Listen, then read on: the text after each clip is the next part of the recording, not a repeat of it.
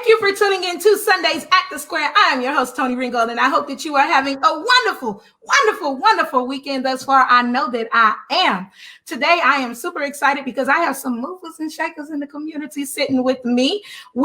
Some of us are across the nation right now, but we are all here in one spot, and we are going to talk about a very important subject, something that has affected each and every one of us. I don't care who you are, where you come from. All of us have experienced some form of parenting or lack thereof, but we are going to talk about that today.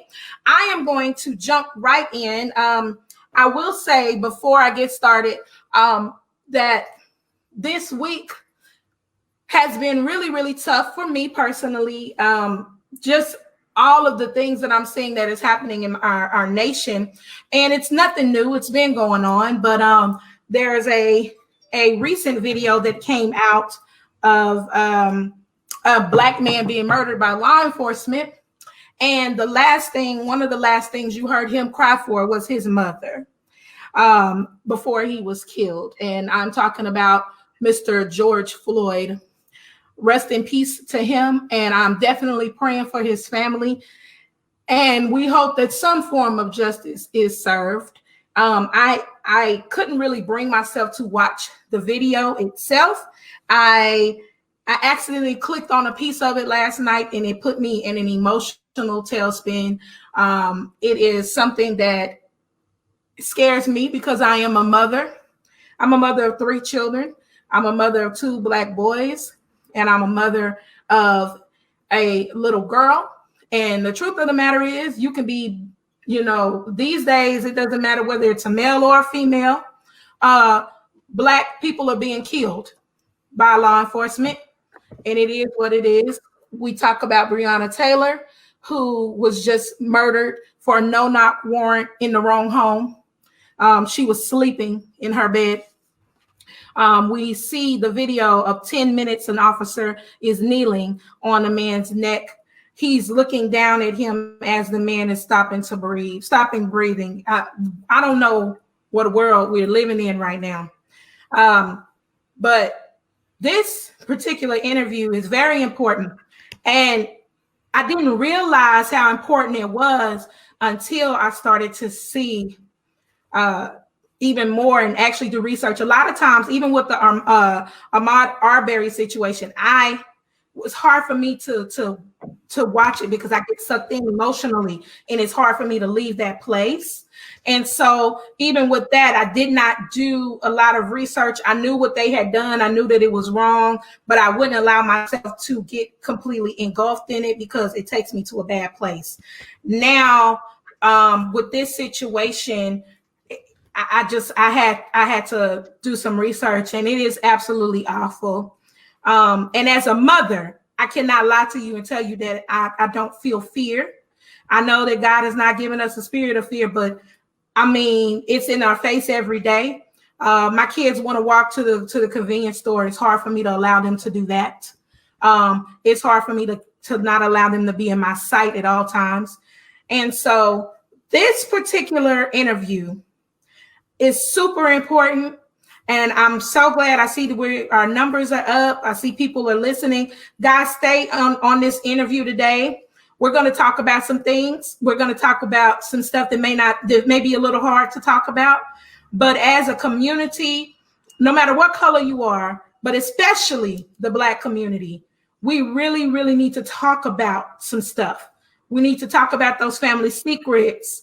We need to talk about those things that we don't want to divulge. We need to talk about parenting styles. We need to talk about how to be a better parent, to be a better child. There's just so much that we need to discuss.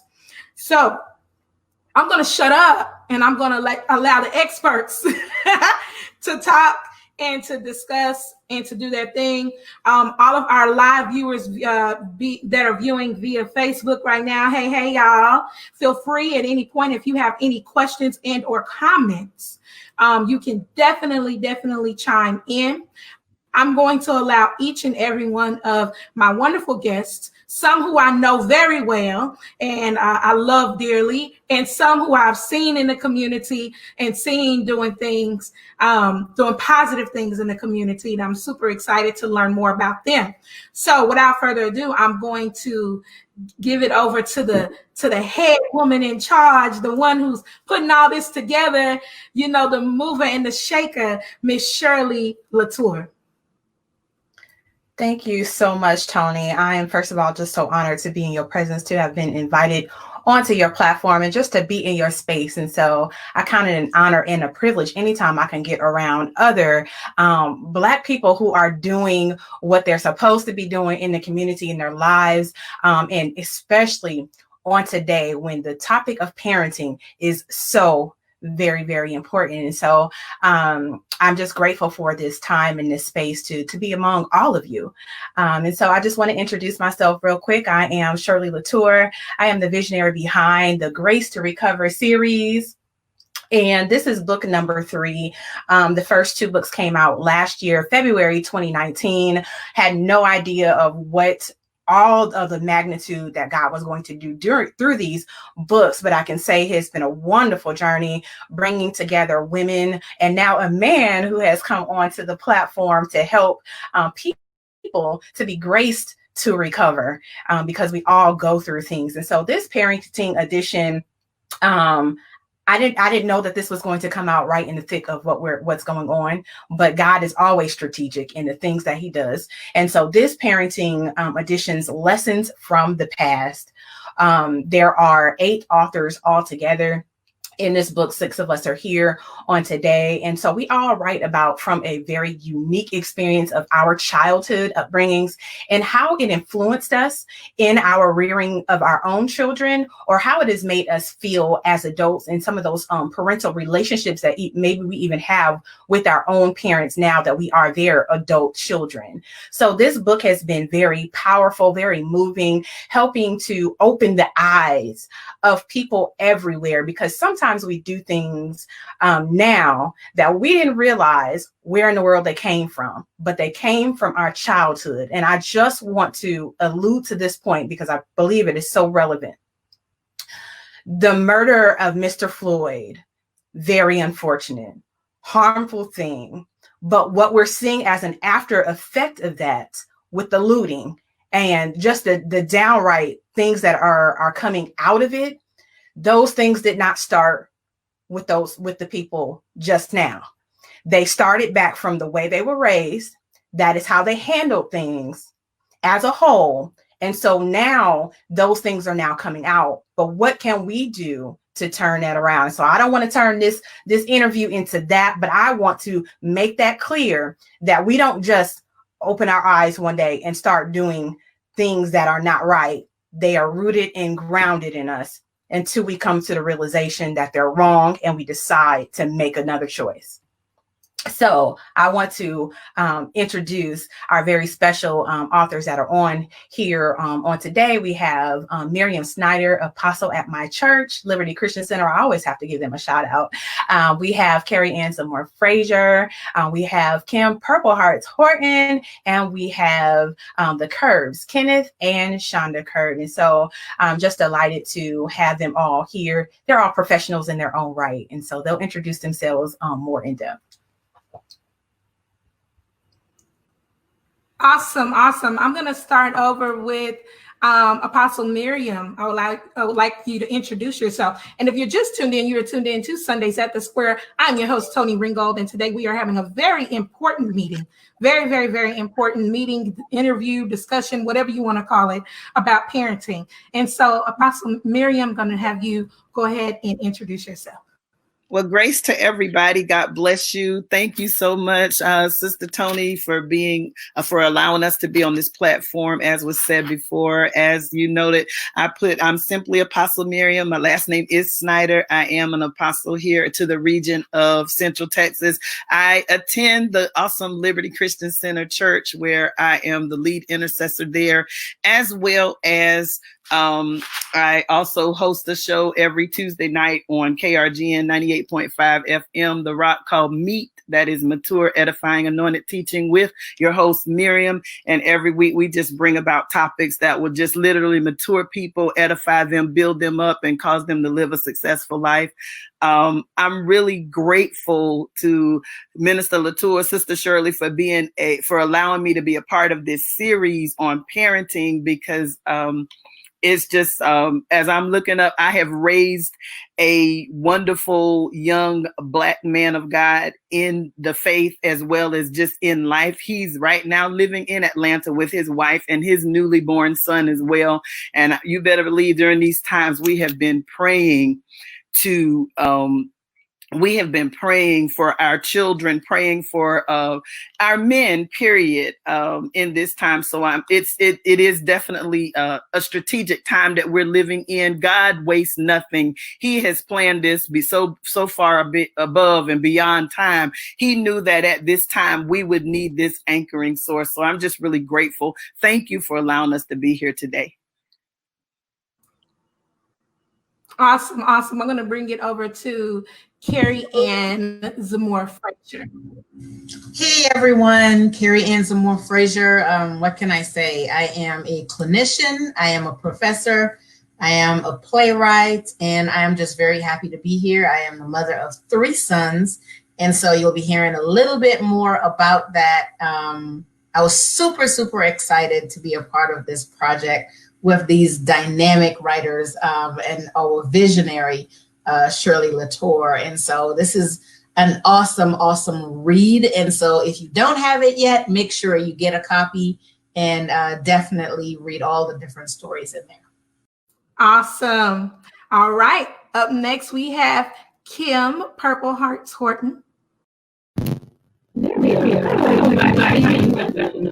My name is Kim. I'm Kim, there's a problem with your sound. I don't know if you have me on multiple devices right now, but there's a real bad echo and you kind of sound like a robot. I'm going to bring it over to the Curbs real quick and we'll see if we can get that fixed, okay? All right, you want the Curbs. Let me hear ya. Hi, good morning, everyone. We are Kenneth and Shonda Curb, and we are so absolutely grateful to be on this interview on this morning. We're very excited about the Parenting Edition. We're very excited to be able to tell our story and to really talk about all things parenting. Between the two of us, we came from very different backgrounds, but we decided that we wanted to collaborate on this piece to really talk about the lessons that we learned in raising our children. We're so grateful to all the authors who participated in this book and who are really able to lend their experiences to the book. And we know that it's a read that will bless anyone who reads it from all walks of life, whether you are young and still being parented, or whether or not you are an adult that is now a parent, or whether or not you are a parent who has already parented all of your children. And so we're just really excited about what's going to take place with this book and all of the people who are going to read it. I am a counselor. I'm also a radio host. We have a show called Prison Break that we have on the radio, KRGN 98.5 FM, The Rock, on Monday evenings at 5:30. Do you want me to introduce your stuff? You're going to introduce yourself. Hello, everyone. I'm Kenneth Curb. I'm retired military, and I do network marketing full-time from home, and so just being part of this book is super exciting for me because I get to tell the story from a male's perspective, and help the men get a grasp of just a different perspective, a different look. Everybody has their own view from their angle, and sometimes it's good to see it from a different angle, and then you can say, hey, let me grasp that and add it on to my arsenal of weapons on how I can parent and just be a better person as well. So I'm just grateful to be part of the book. I thank Ms. Shirley for allowing me to be part of the series as well this time. Awesome. Kim, let's try it one more time and see if we can get you going. No, there's no difference. I don't know what's going on exactly on that end. But it's I don't know. I can't even understand it, but it's okay. It's okay. We'll figure something out. Are you going from your laptop right now? Okay. I don't even know what that just give me a second. All right. So let's go ahead and let's keep on going with the interview. So first of all, my question is, why would a parent want to read this? Why would they want to read this book? Me as a mother, what would make me want to read this book? And this is to Carrie Ann.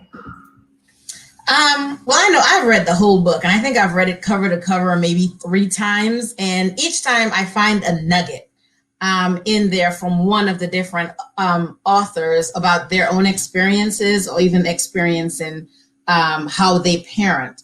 I can speak specifically to my portion, having raised 3 very, very different African-American boys, particularly in this season. I think a lot of parents want nuggets, they want tips. And my children go from gifted, special needs to starting over in my 40s. It's very different having a child in your 20s and then having a child in your 40s. And so I am 45 looking at this little joker run around like I'm tired. And so I think parents will definitely see professionals, everyday people who don't necessarily had it all together, but different tips, different nuggets that you can learn from. I know I learned something from each of the chapters. And I also got some healing from things in my own past that I'm like, oh my God, this is still a trigger for me. So I think just reading the book, it helps you heal. Number one, it gives you amazing ideas of things to do with your kids. And it also tells you that, it teaches you how to love your child individually. As very, very different beings, because all of our children, especially when you have one after the other, it is so easy I don't know if anybody's seen the commercial when you have that first child and you do everything right by the book and you're picking the nanny out. And then the second child, you just throw them in the bathwater with the first one. I think this is what this book does. It really teaches you a different sense of parenting. It's very transparent. And so you get ideas and nuggets from real people. These are real people. And it's tangible. It's very applicable to experiences that everyday people have with children. It's definitely a must read. I'm going to read it again tonight because I need some other nuggets. Awesome. Honestly, I got the book. I purchased it, and the way my life has been set up, I haven't had a chance to read it, and I was really upset about that. This week alone, I had 4 exams, 24 clients. It was just too much. But I am looking forward to reading this book. Being a mother of 3 very different children, I can definitely see that I'm probably going to get some good nuggets out of this. And like you said, not lumping them all together, because one thing I've learned as a mother is that my children are so different, light years apart, and you can't parent the same way. I think a lot of times we're taught, spare the rod, spoil the child, watch who you talking to. I'm your mama because that's what I said, and you better do what I told you to do, and then that's that. And we think that that's the formula, and it's not. And so I'm excited to hear about that. I want to go bring it over to the Curbs real quick, because I like what you said, Shonda. You said that you and your husband come from 2 very different backgrounds. Can you talk about that a little bit? Yeah, so I grew up very much like what you described, Toni. Spare the rod, spoil the child. Children are seen and not heard. You don't speak unless you're spoken to, and many more different things like that kind of limit our children and their voice. But that was the way that I was raised. And my husband was raised very differently, and he'll talk about it too. He was raised kind of more free. He had a better relationship with his parents. His parents are still married today. Hi, Mom and Dad, we love you. They're still married today. And they allowed their children to really kind of be free with them and to talk with them and to share with them. And I had never experienced that. Like, my parents allowed us to talk with them, but it was very limiting. And I think that they were doing the best that they could, right? Because they were doing what their parents had taught them to do. And I mean, my grandparents are only like 2 generations removed from slavery. So they had a very, very, very stern mindset. And that was the way that they raised my mother and her sisters. And on my dad's side of the family, my grandfather, his mother was a full-blooded Blackfoot Indian. So she was put off of her reservation when she married his dad. And so they kind of raised their children really sternly as well. So I came from a really, really firm, stern background, and there was not a lot of communicating. So when I came into parenthood, early when I was a teenager. So all I knew to do was to copy what I had seen. And so I was really, really heavy-handed with my children when they were younger. The oldest 2, I was really heavy-handed with them. And so as Ken and I began to, go about this married life, I kind of watched what he was doing and the way that he was doing things. And I was like, oh, well, that's different. I don't know how to do that. And so in the beginning, I tried to change him. I tried to tell him, oh, you can't do it like that. You're not supposed to do it like that. If you do it like that, they're going to come out bad. They're going to come out wrong. You can't be your kid's friend. You can't do this. You can't do that. Like really trying to change the way that he had always interacted. And my husband is a wonderful man. He kind of never really, really talks bad to me. He just didn't really address what I was saying at all. He just kind of let me do my thing. And as I saw him not change and be firm, and I saw the relationship that he was developing with our children, I was like, okay, well, you know what? Maybe I have it wrong. Maybe I'm the one that needs to look at things. And so I don't want to give away what's in the chapter because I really want everyone to read it, but talking about how I came to be different in that parenting style. Let me interrupt you real quick. So are you guys a blended family? Technically, yes. I had 2 children from a previous relationship when he and I got married, and then we had 2 more children together. Awesome. So you guys blended. So a lot of what you had already, like you said, with your older 2, you had already established a parenting style, and then when you guys got married, you guys had to blend, and you had to understand and respect that the parenting style was different. Yes. Okay. And so that's the key word there, Toni. I had to respect that. And it took me a minute to do that because I didn't understand. It was very foreign to me.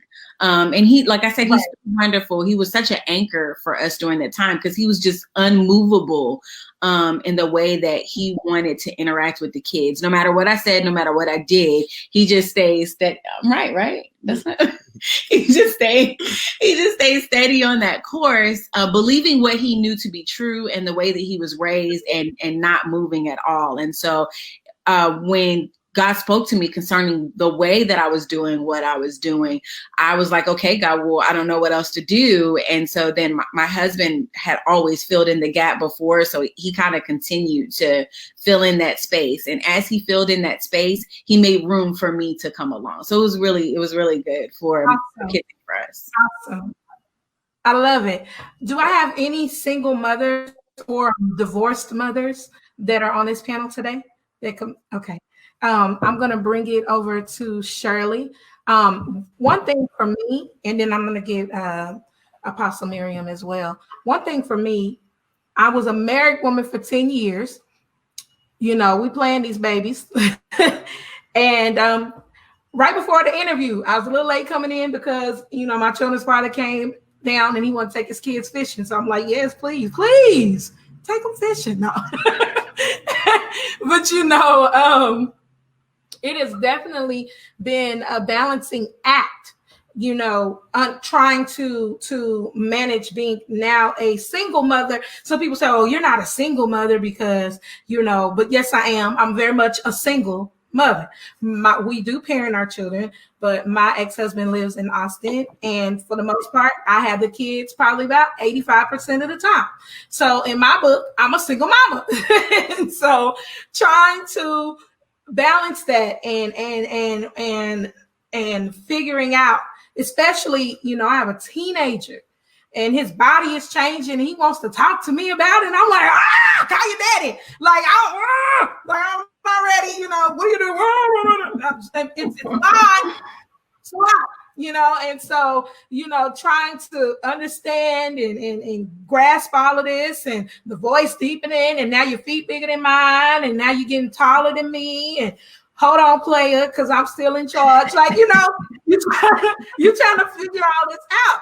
Being by yourself, you know, I love the Curbs and I love y'all's relationship, and I love that you have that balance, Shonda. But what about when you are a single mother? How do you parent, and how are you effective that way? So I'm going to give that to Miss Shirley.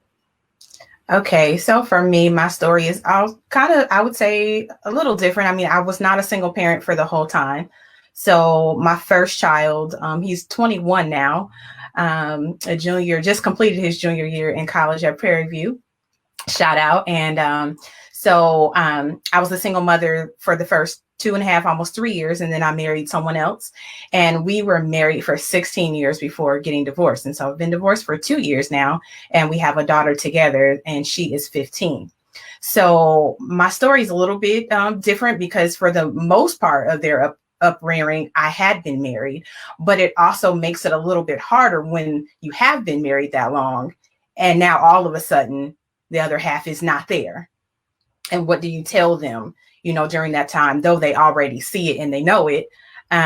But just having the open mind to be able to try your best to communicate with them, let them know that, you know, my daughter told me, this was probably a year or two ago. She said, "Mama, you were mean."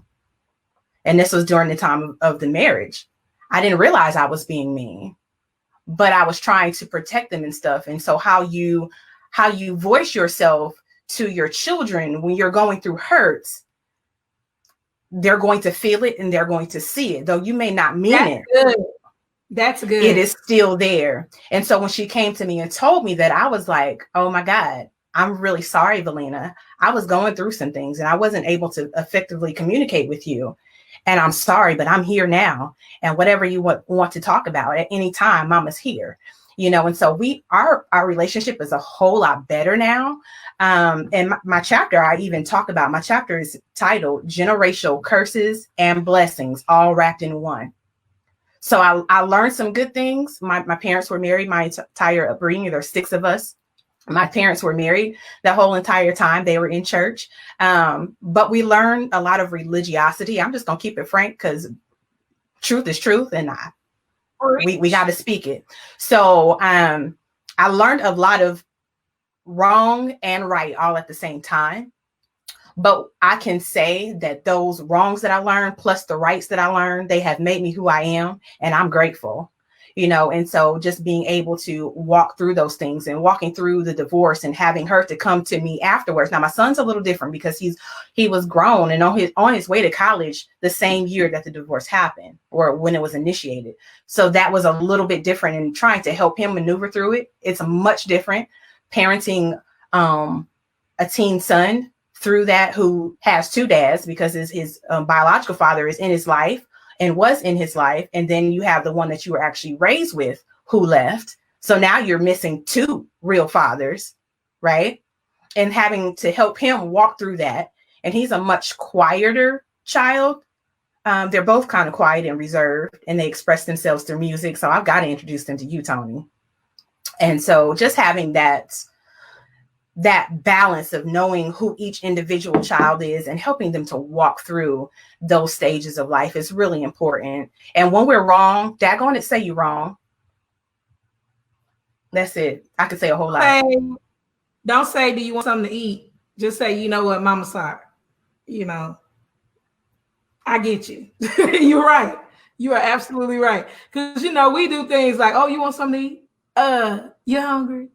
You want to go somewhere? You can't go nowhere now. You want to go to HEB? No.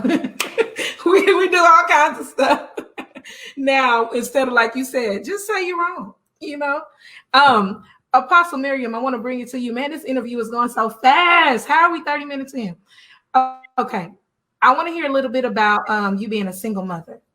Okay. Awesome. I am a single mother that was raised by a single mother at one point in her life, who was also raised by a single mother. Unfortunately, my story is a lot of our mothers had just broken marriages very early in the marriages. And that's just where my family came from. But I thank God that while I'm not a nurse, I come from a whole bunch of them. My mama, my grandmother, my mom passed about 20 years ago. But being a single mom, I was a single mom at the age of, well, I got pregnant at the age of 16. I was a junior in high school. I had my baby as a senior in high school. And so I had to parent and be parented and by a single mom. And then I had a child, and 10 weeks later, my dear sister had a baby of her own. And so we had this conglomerate of things. We raised our children, and my chapter kind of brings that out, that mom just taught us. I don't think she was teaching us to be like, this is the way you need to do it. No, she just gave us rules. And for whatever reason, I was quite obedient as a child, if she told me to do it. When mama said, wash the dishes, I think I was like 6 or 7 years old when I learned how to wash dishes. And the first time, I wanted to say, I'm grown, I can do this. So I got up on the little stool, I got up on a chair, and I washed those dishes. And she took one plastic something, and it kind of squeaked. And she turned that whole thing back into the, she said some new dish water. It was a little bit hotter than the one I made. She said, wash them again. I was like, I just washed all of these dishes. What you mean, wash them again? She said, if they're greasy, they're not clean. And I said, oh, from that point forward, I never had to wash dishes twice. Never, ever. And that became my most favorite thing. And so my story is mothers teach their daughters. And everything that I have learned came from me just watching her be mama. I was that wonderful, curious girl that want to know what mama's doing. I'm watching her live. I'm watching how she talked to people, how she interacted. I'm just watching. And so what happened is, by the time my child came up, the nurturing side, all of that was like just inherent. You knew exactly what to do, because I'm the oldest of 3 other children. Yeah, good mama. Sound like to God be the glory. She was a great, and she was a believer. She was a church goer, but she wasn't. We weren't that church. We weren't raised in church. It wasn't until I got saved that I learned what God's standard was. And as I began to understand the Lord and understand how to parent, and he gave me a hunger for his word, and I began to understand what he did. Children teach mothers teach daughters, and fathers teach sons. And I started learning these dynamics in the scripture. And I remember being in a psychology class, because my mom was like, yeah, you got a baby, but you're going to college. And I was like, oh, okay. Oh, yeah. And that's what she said. She was like, you're not going to stop doing what you're called to do. I didn't take my SATs until about 6 months after I graduated high school. And I graduated in 1989. And so when I graduated high school in May of 1989, I took my SAT for the very first time. Never took a PSAT, never took those I took it in October, and I made 1,100. So it was like, she was like, we can't let you sit here. They automatically got me enrolled in school. They got me into a place, and I'm sitting in a psychology class. By that time, my child is, I'm in a psychology class 2 years later, and they said that by the time your child is 4 or 5, they're going to learn this, that, and the other thing. And I was like, they're going to have their mark. So you need to put something in them. And as a child, I was like, I need to put this word in them. And so what happened is 6 years into my son's life, I did get married. I was married for 17 years. We came from 2 different backgrounds. He was raised in the church. He told me I was raised wrong. He told me I wasn't the right mama. I wasn't the right kind of girl. I wasn't the right kind of this. And then it was like, those things drove me to prayer, and God literally at his feet taught me how to be a mom, taught me how to be a wife, taught me how to be a mother, taught me how to be a woman in general. And I listened what he said. And then I began to unpack this stuff when I started writing this book, that, wow, my mom taught me a lot of this, but it was suppressed. I didn't even know she taught me a lot of the things that I had, because I was so focused on what I didn't have. I was a single girl growing up without her daddy in her life. Then I come to find out many years later, I got 2 dads. All I knew about was one until about 15 years ago. Or about 12 years ago. So here's the thing. Now I have raised, my marriage ended when my son was in his 2nd year of college. And so for the most part, it's like I became a single mother again to help him get to the place where now he's married, and he's been married this year, be 6 years for him and his family. And now he's like, man, that's how I learned. So he's duplicating. Awesome. I love it. So amen. I love it. That is awesome. Kim, I want to see if your microphone is working, because talk to me, say something. Oh. Look, I'm gonna have you come back on a special interview, because you over here sound like Robo. Toni, she gave me what she wants to say. All right. Go ahead, Shirley. All right, Kim, mute yourself. All right, so I'm going to speak on behalf of Kim, and I can tell you that Kim and I met last year on the release of the first Grace to Recover book. And she was like, well, I've been wanting to write for such a long time. I write poetry and all of these things. And so she wanted to write about parenting way back then, but God had not given it to me yet about that particular one. So she said she's going to introduce herself as a stylist, and that she's honored to be a part of this writing, as it has given me the opportunity to get a lot of things out that I have realized have directly affected my present life and how I parented my daughter. So on speaking with parenting, although my parents were married, dad worked and mom was home, but mom was not the typical mom, so to speak of, where what I took from that was to try to be the opposite of what she was. My mom was not affectionate, so I made a point to be overly affectionate, to the point of my baby complaining about being hugged and kissed too much, but at the same time being overprotective. So that's what she had to say there. But I can tell you, Toni, and every viewer that picks up this book, that her chapter will open up something, because I know that there's a whole lot of animosity between daughters and mothers, some that we don't speak about. Okay, and so I know some of Kim's story too. I know some of her story because she came to me with public speaking. And is it okay if I freely share, Kim? Okay, so I really like her story, because a lot of times when we see like Mother's Day pictures and we see all these, oh, this is my mama, I love my mama and my mama, and we do love our moms, but sometimes, you know, those relationships are strained. And sometimes, especially between mothers and daughters, it can be real in these streets. And so listening to her story and Kim also was a teen mother. Kim also, she had her daughter when she was a senior in high school. I think she went into labor sitting at her desk, if I'm not mistaken. Is that right? You can nod your head. Yes. So we've talked.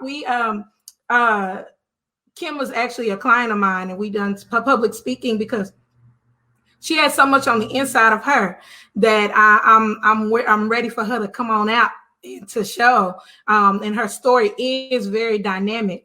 So I know, right? I know, right? This would have been the perfect time, but it's okay. I'm gonna have you on. You're gonna do an interview all by yourself. But look at that. Definitely your face. You'll be all right. Can I mention her title? Yes. Her title is called He Commanded Us to Honor Him No Matter What. That's powerful. That is super powerful. That is super powerful. And then being a mother, understanding how to be a good mother when you didn't necessarily have a good mother. How do you do that? And you know, because we learn by example. The last question that I'm going to have, and then I'm going to end this interview because we're about 10 minutes over. I have this question actually goes to Mr. Curb. Being a African-American man in this world and being a father, recently I had to have the talk with my boys. And it wasn't the talk about the birds and the bees. It was the talk about, what do you do if you ever stop by law enforcement? What do you ever do? What are the things that you have to do? Being a Black man in this world, in the United States during this time, how do you have that talk with your kid, your children? And how do you navigate being a parent while still being a Black man? Okay, and so the first thing I instill in my kids is to let them know that they have power too, and that they are great. They were born great already, just like Christ was born great already. We have the same power because He left the power in us. So I have them tap into themselves and let them know that, hey, you're already great. You don't have to show this world anything different. Just be the true you, be the best version of yourself. And so I had them carry themselves in a different way, letting them know they're already great. When they leave the house, we already give them words of affirmation before they leave, letting them know, hey, you're a king. Have a good day, king. Have a good day, queen. You know, y'all royalty, and y'all better get out there and act like it. And so they conduct themselves as such. And that's why we are blessed not to have all those issues. Now, as far as being a black man in America, trying to raise the boys up right, because of my background and how my dad raised me, my dad was firm, but he was very, very open. I mean, I can talk to him about anything. Me and my dad talk almost every single day to this day. I still ask him, hey, Dad, I'm having trouble with my son. How do I handle this? Because he had the experience. And so I let my kids see, hey, I've paid the price for you already. I went ahead. I made all the mistakes, son. This is how you have to do it. Don't do it like this. You know, this is the way to go. Do it like this. I made the mistakes, so you don't have to go through what I went through. And what they should do is, if they get stopped with law enforcement, is you don't have to talk back. You know, I teach them the word, grow them in the word. It says respect those who have authority and rule over you. Well, when a police officer pull you over, they have the authority at that moment. You have to sit there. Hey, stop, get out of the street. Yes, sir. And get out of the street. Why are we still in the street playing around? Just get to the side of the street and do what he said. Y'all need to be in the house. Yes, sir. Talk around, turn around and get back in the house. Stop what you're doing. Stop right there. Make sure your hands are visible. Don't reach for your phone if it's ringing. Don't do anything crazy. Don't talk back. Shut up and just listen to what he has to say. You are safer doing that than talking back. As soon as you do something, oh, you're resisting. And now they have a reason to hit you, a reason to beat you, a reason to throw you down, because you are not complying with what they're saying. And it's all based off of the teaching that they receive. If their parents, they see their parents bucking up against the law, then they're going to do the same thing. If their parents acting a fool, you know, in public, they're going to act a fool in school. They're going to just duplicate what we're pouring in. So we have to be careful how we conduct ourselves as men and women. But as men and trying to be a man in America, I have to be the example so I can see what I want to see. You know, the change got to start with me if I want to see something. So it's got to be me first.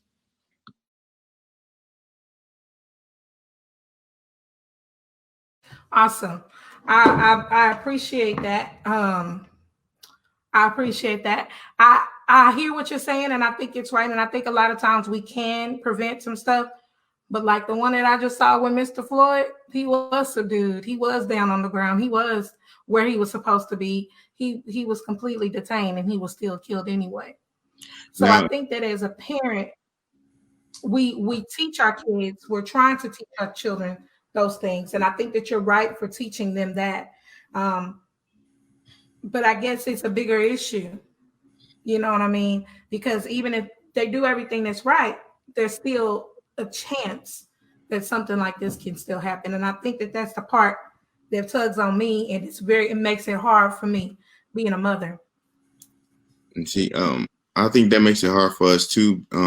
That's a very, very unfortunate what happened to him. And that was definitely uncalled for, period.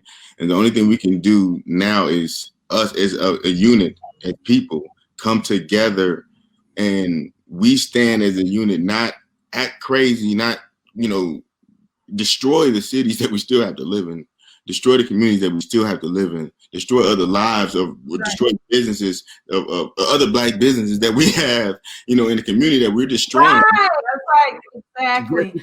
Or jobs. Because if you don't own the business, there are people that have jobs and need to work. And I don't think that that's what people are thinking about when they're doing that.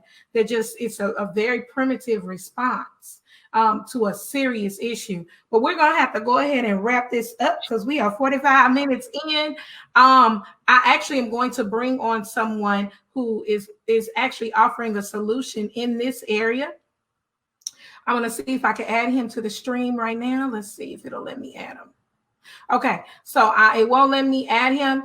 Kim, what I'm going to do is I'm going to release you from the stream because we can't even talk to you right now, but I'm going to add another person in. We love you so much, and we will have you in soon, okay? Just 1 second. All right, and if you're just tuned in, you are tuned in to Sundays at the Square. Oh my gosh, my station director is going to kill me. I'm sorry, Trey, I forgot to take a break, but we've been talking. He'll have to slide a break in there somewhere. But you're tuned in to Sundays at the Square. I'm your host, Toni Ringgold. I am going to bring in Mr. Reshard Hicks into the conversation really quick and allow him to talk a little bit and introduce what he has going on. Hey, Brother Reshard, how you doing? How y'all doing? Can everybody hear me right? First and foremost, I want to say congratulations to all you on the panel for the book. Look, I wish I can talk about my accomplishment like y'all just did, but y'all got me beat. So I can say I'm thinking about writing a book, if that counts. But that counts. Right. But yeah, so tomorrow we have the event. We're doing a non-violent rally, protest, or what have you, over on the 300 block of Fort Hood Street. So where we're going to have a couple of speakers. Your host will be singing with us tomorrow. And we just want to get our voice heard. I encourage everybody in this great topic that you guys are talking about when it comes to parenting, because I do want kids to be at this event because I want to show our kids the right way to protest so they know, things that they see on TV isn't the correct way to do it. And I heard one of the panelists said that's something that started when they were younger, that they learned. And I feel if we teach our kids now the right way to protest, the right way to handle our problems, that we'll be able to overcome a lot of these things. I posted the event. I mean, it's just crazy how it all just came together. I just thought about it. It's been bothering me all week. And it's, I was told that by my peers, and which is when I hear my peers talk, and I keep a good circle around me. When I hear them talk, I listen. And my peers say, Reshard, you got a pretty good platform. You got a good voice. Do something to let your voices heard, and let God guide you the way He wanted to be done. So, slept on it, woke up, it was on me. I put it out. Next thing you know, here I am today. Awesome. And Reshard, you, I know you said, well, I don't really have a resume, but you do. Aren't you a title holding boxer? Well, and some other. I'm a professional boxer. I do hold 4 titles in the welterweight division in boxing. I also, I'm a comedian as well. I teach fitness, boxing. I'm a general manager of a Title Boxing Club. I'm a father as well. So, my resume ain't as good as writing a book, because I think that's like, you got something that you can pass down. Right now, I just punch people in the face for a living. So, well, at least you do it in the ring and not, never mind. Because I'm a little bitter right now. I'm gonna be okay. No, I'm gonna tell you, I'm really upset. I'm really angry about this situation. I'm gonna be honest with you. If I was even like, why protest? Why even care? Like, why even come? Ain't nothing changing. Like, that's a lot of times what people hear. But when I saw what you were doing, it was like something pricked me. And I was like, but you know what? This time, like Mr. Curb said, this is the time that we need to come together and we need to unify. We need to show solidarity. So us coming in one place, no, it's not going to get the laws changed. But if we can get together and we can unify, then maybe we can figure out some strategies, like who we're putting in office. Maybe vote, perhaps. You know what I mean? Different things like that, I think, would be one of those. I think what you're doing is the step. But for me, I've seen this before. My thing is, we have this step, but what are we going to do to remain consistent to make some real change? Because these issues are not going away. These things it's getting worse and worse. And really, it hasn't stopped. It's just that more people have camera phones. You know what I mean? This stuff happens every day across America, if we're going to be honest. And just a lot of stuff doesn't garner national attention. I mean, there was a young man, he got a little bit of attention, Michael Dean, over in Temple, that was shot in the head unarmed, and shot by a Temple police officer. And he got that manslaughter charge as well, which is, I mean, when I think of manslaughter, I think of accidentally killing somebody in a car wreck. I don't think of shooting somebody point blank in the head or putting my foot or putting my knee in someone's neck for 10 minutes as manslaughter. To me, that's murder. But who am I? Who am I? So, I think that this is the first step, but it needs to be the first step of many. This is not just a little casual walk in the park. This is a marathon. It's going to have to be ran like the late great Nipsey Hussle said, the marathon continues. And so I think that what is very important for us to understand is that unity amongst ourselves is paramount in this time. If we can't get over the stupid stuff that we have with each other, oh, she looked at me a certain way, oh, I got beef with him because he didn't do this.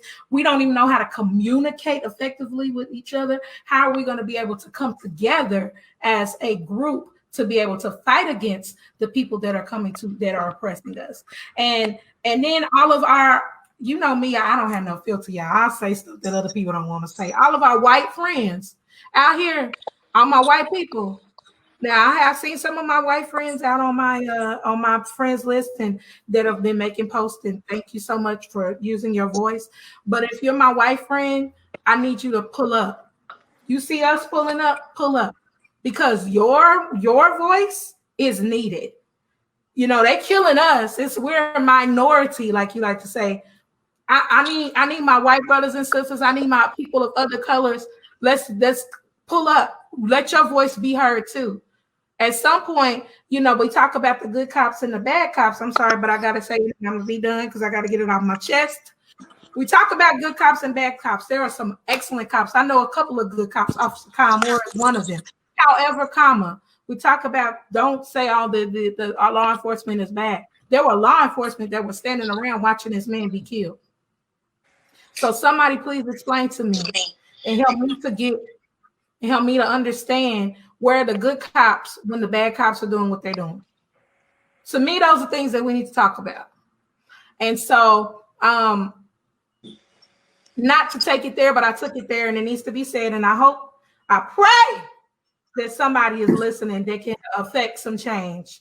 And that we really understand the importance of unifying and coming together and being real and being transparent and not afraid to talk. Carrie, I see you unmuted your mic. You have something you want to say? Because you unmuted your mic. Come on. I'm trying to stay in my lane. And so I look at it from a social work perspective. And I think one of the things that we have to do as a society is to begin to have courageous conversations with each other and within our communities. And when I say courageous conversations, is truly gain understanding of our cultural differences and similarities and really understand who we are at the core values. Additionally, it's very important for us to be a part of the communities that we live in and vote for our elected officials like our city council, our mayor, our sheriffs. These local elections are way more important than the presidential elections. That is not the only focus. We need to vote for the people who make decisions for our community. And you really need to turn up and be involved in your community. If you're interested in education or you have a concern about education, be a part of the PTA, be in the school and volunteer there. Be a crossing guard, right? Be on the school board. If you're interested in what's going on with violence, then be a part of that. I know that there are DJJ systems that, always looking for volunteers. Be a part of it. This is not something, we're 56 years post Jim Crow, right? And so we are still a nation, a disenfranchised population that is still healing, that is still trying to find its legs. And so that's one of the things that we really have to have understanding, and we need to have tangible resources within our community. That's where it starts. Absolutely. Absolutely. Shirley and Apostle Miriam, I know you guys have to leave. We want to thank you guys so much for coming on. I'm sure we will be posting any information real quick that you want to give as far as the book, Shirley, before you have to run out.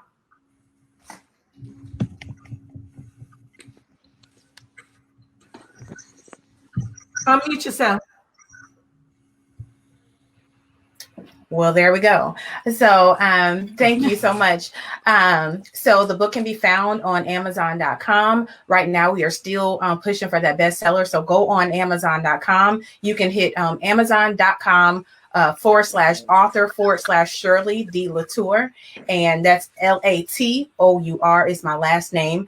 And you will find all of those books right there listed. Get the digital download for $2.99. It'll only be $2.99 through tomorrow, because it's been that way for a little bit, and then it'll go back to $9.99. But we are shooting for bestseller. Go ahead and download that book. If you want an autographed copy, you can get one of those as well. You can get that by Cash Apping me.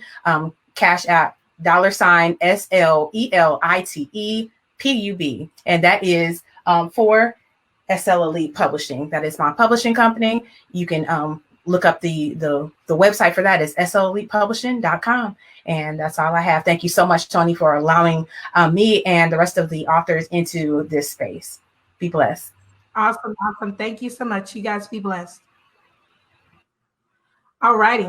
Shonda, you had your hand raised for a little bit, and I wanted to allow you to speak real quickly. Yeah, I had one thing that I wanted to say, just kind of piggybacking off of what everyone else has already said. Carrie Ann mentioned that we had the Jim Crow 56 years ago. One of the issues that I noticed within the community, especially as far as counseling goes, is that there is a really solid effort for unification when things like this happen, but there's no consistency in the long run. And so we can't unify one time and rally around a specific event, and then after that it tapers off because, oh, well, everything's okay now. The unification has to be consistent, and it has to be persistent, and it has to go on and on and on. And then we have to teach our children, and then bring our children into it and allow them to carry it through their generation as well. If it does not continue in that way, then all of our unification efforts are in vain. Because my parents, they marched with Dr. King. They talked with people who were involved in civil rights movements. They did their own thing. And then after that, after there was a modicum of acceptance, right? Then after that, nothing else was done. Everyone continued to live their life, and there was no more push for the unification in that way. Everybody kind of went on and did their own thing. I'm grateful for those who came before us, but I don't think that work, that mantle was carried to the next generation. So who is the next Malcolm X? Who is the next Martin Luther King Jr.?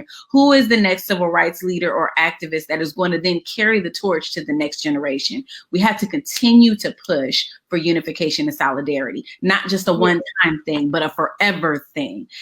We have a saying in network marketing: the fortune is in the follow-up. You don't just connect with a person one time and you get what you need and then you roll out. You connect and then you reconnect and then you reconnect, and you do it over and over again. And then you pass on to the next generation that concept of that connection. And if you don't, then there will be no efforts for change. There's more than just a first step. There's a follow-up step always. And if you don't take that follow-up step, you won't. Well, you know, and I love that. I love what you said. That right there sums it up. And here's the thing. Everybody can't be Martin Luther King. That's right. You can take this step right in your community. Just like Reshard, what you're doing right now. You're taking that step, brother. You're taking that step.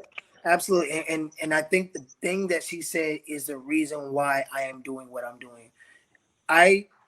For those who know me and those who allow doing, they can tell you, when I put my mind to something, I'm going to do it.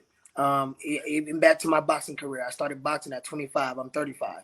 And I heard that I started too late, and I tried to do away with all the naysayers who said I couldn't do it. And now here I am again, 4-time champion. Even when it comes to comedy, see, it's like this. If I'm going to put my energy into something, I'm going to do it all the way. It's not going to be just do here, do there. Like all the other murders and things that happen with, between police and people of our color. I stood back because I knew I couldn't give my all into the effort. But now it's kind of like, you know what? It's been on your mind for this long. Why you not doing anything? So, and it's another reason why I want the kids to be there, because I want our kids to see what we're doing, to be able to carry the mantle. I want them to be able to continue on after us, or, just say, God forbid something happens to just, i.e. me. My son's going to be there front and center watching what's going on. So he will understand what his dad is doing and be able to take this next step forward. So you're absolutely right. I think that's why we are in the place we are, because we're mad for the next moment. Like, again, the marathon continues. We were screaming marathon continued for a month. You don't see it no more. Yep. So, yep. It's like it takes these catastrophic situations to happen to wake people up. And I mean, even myself, you go back, you get used to living life, you continue to do things, and it's not happening to you. It's not affecting you per se. It's not affecting anyone that's close to you. So you continue to live, you continue to grow. And it's almost like ignorance is bliss, because we don't really want to think how messed up the world really is, how things are really not okay and not better. So it's easier for us to just continue life going on like this is not something that is happening, but it is happening. And if for me, like tomorrow, I'm bringing my kids, because I'm not even doing this for myself. I'm doing it for my children. I'm watching, like I say, and I've said it and I've repeated it, and it's something that is really embedded in my mind. It is bittersweet watching my son grow up right now, watching my boys grow up. My son is 13 years old. He wears a size 10 shoe. He's almost taller than me, and I'm not short. You know what I mean? His voice is deepening. He's starting to get a little hair around his mouth. And I'm like, oh my gosh. And I'm like, oh, my baby's growing up. And on one end, I'm like, oh, my baby's growing up. And on the other end, I'm like, oh, my baby is growing up. You know what I mean? And so those things are the reason why I'm coming out, are the reason why I'm speaking freely, are the reason why I'm not shutting up anymore, are the reason why I want to be involved more in the community. I do a lot in the community, but not enough. I need to know what's going on. I need to know what laws are being passed. I need to know what's going on at these city council meetings. When are the city council meetings? You know what I mean? Those types of things are super important, not for just for myself, but for my generation and the generation after that. It's crazy to me, that my kids are having to be a part of something that my grandparents went through. This movement that it's like, yo, I thought we were done with this. And like you said, Shonda, no, we're not done. Like, this is something that has to continue to grow, because obviously the generation that is doing this to our generation, that generation was taught hatred. They were taught to hate the color of our skin. They were taught this is something that was continually embedded in them. So while we have been thinking that this is all over with and the world is changing, it has not changed. And they continue to have the perpetuation of violence against people of color, period. They have a thought process about us. They think I can't tell you how many times I've been told, you are so smart for a Black girl. Or no, or that's what they said when I was in high school. Now they'll say, you are so articulate. Like, am I? Or am I just having a regular conversation? I'm articulate? Okay. So these are the thoughts. This is what is taught. And so if we don't, like you said, Sean, I love that. If we don't continue the fight and continue, we won't see any change. So tomorrow, I'm going to be there tomorrow. It's Sunday. I'm going to be singing. I'm going to lend my voice. I'm bringing my kids, and everybody needs to pull up. Be there tomorrow. Be there at 7 p.m. This is a peaceful protest. This is not a march, and this is not for anybody to be out here acting a fool. Keep your craziness and keep all that at the house.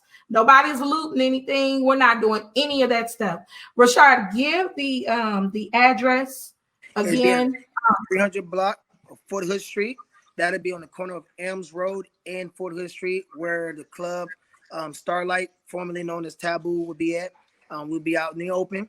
I want a lot of visibility there. And again, therefore, the location is for a reason. So we want to see everybody and make sure that we ain't breaking our own stuff.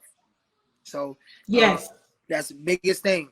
I'm gonna say it, and I'm gonna mean it. No disrespect at this event would be tolerated at all. And when I mean by disrespect, I mean, disrespected anyone that come out there, whether they white, black, Asian, or Mexican, whoever's out there, is all love and all respect for the businesses around. And we're going to keep it peaceful, and we're going to show people we not exactly what they think we are. Yes, it's going to be at the 3000 block, Patricia asked the location, 3000 block of South Fort Hood Street in Killeen, Texas. It's going to be tomorrow at 7 p.m., Sunday, May 31st. Wear your off because the mosquitoes is out and they biting, okay? And I don't want nobody trying to leave because they're getting bit up. So put your off on, or your skin so soft, or your lemongrass, whatever. Mr. Curb laughing at me when I'm being serious, okay? Because I don't have no excuses tomorrow. Get out there, make sure you have some water. We don't need nobody passing out. It's hot in Texas. Bring you some water, pull up and let's come. Everybody is welcome, but we are here for one cause. All right. I want to thank you guys for kicking it with a sister. We had a good time on today, didn't we? We're gonna make some wonderful things happen in this season, and I still have hope. I don't ever lose hope. Who's that? Jesse said, keep hope alive. Was that who said that? Was it Jesse? I think it was Jesse. So we're going to keep hope alive. And, we're going to continue to love on each other. This is the time for us to love each other like never before. We need to support one another, build one another, love on our children. We need to get back to that time where we used to all make a pot of gumbo and sit in the backyard and eat some gumbo and talk and share and quit trying to hold secrets and we got to do better. We just got to do better in general. Just please, let's just do better. All right, I'm gonna shut up now. My station director, program director, Trey, he gonna kick my behind because we done went over about 7-8 minutes, but it's all right. I want to thank you guys. Thanks again, the Curbs, for coming in today. Thanks for Kim. Thank you, Shirley Latour, Apostle Miriam, Carrie Ann Zamore Frazier. Thank you so much, Reshard, for coming in. It's a super, super blessed day. We are getting out of here. And I love each and every one of you guys. Thank you for all of our live viewers right now. If you want to catch this interview, you can catch us early this Sunday, early tomorrow morning around 6:30 a.m. If you're up that early. You can catch it on Sundays at the Square on B106. You can also catch this interview right here on Facebook. This is B106 Hip Hop and R&B. And you could go on myb106.com and click on air. It's a little drop down that says Sundays at the Square. You'll see my pretty little face. And you can catch this video and other videos as well, so you'll be able to hear our interviews and be in the know of what's going on in the community. If you would like to follow me personally, you can follow me at Toni Ringgold Music. That's TONIRINGGOLD Music. I want to thank you all so much for tuning in. And always remember, there is enough sun for everyone to shine. Be blessed.